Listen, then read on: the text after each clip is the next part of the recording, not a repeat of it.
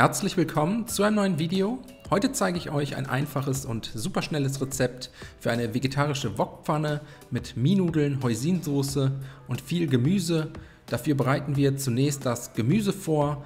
Als erstes 2 Möhren schälen, längs in Scheiben schneiden und danach in kleine Stifte.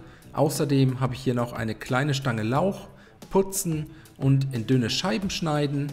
Weiter geht's mit einer Paprika. Waschen, entkernen und dann in dünne Streifen schneiden und zum Schluss noch 1 bis 2 Knoblauchzehen abziehen und fein hacken. Wenn das erledigt ist, 125 Gramm Mienudeln in eine geeignete Schale geben, mit kochendem Wasser übergießen und 5 Minuten darin ziehen lassen. Danach einen Wok oder eine große Pfanne mit einem guten Schuss Öl erhitzen.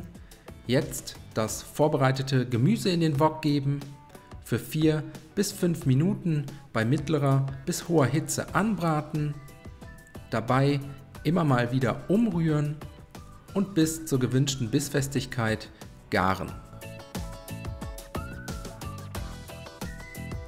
Nach etwa 5 Minuten die Mienudeln über einem Sieb abgießen, etwas abtropfen lassen und anschließend zum Gemüse in den Wok geben, außerdem einen kleinen Schuss Sojasauce, einen guten Schluck Hoisinsoße und eine kleine Prise Salz und Pfeffer dazugeben.